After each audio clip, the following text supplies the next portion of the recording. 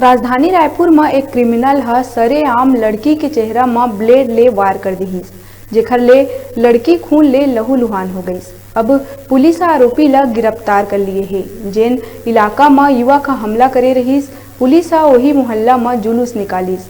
दरअसल मोनू साहू ह चौकी रामनगर थाना गुड़ियारी में रिपोर्ट दर्ज कराइस के ज्ञानू साहू ह प्रार्थिया के घर अंदर अनाधिकृत रूप ले घुस गईस। ये दौरान आरोपी ह पीड़िता ला अश्लील गाली गलौज करत जान ले मारे के धमकी दिहिस और अपन पास रखे ब्लेड ले प्रार्थिया के चेहरा में चोट पहुंचाइस, जेकर बाद आरोपी ह फरार हो गए रहीस। फिलहाल अब ओला गिरफ्तार कर जेल भेज दिए गए।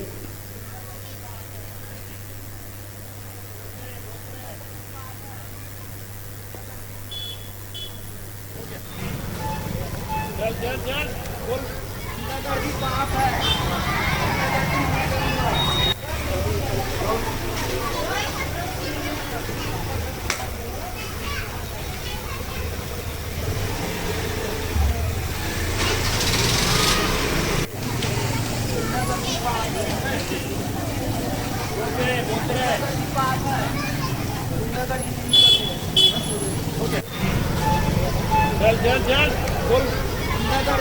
है।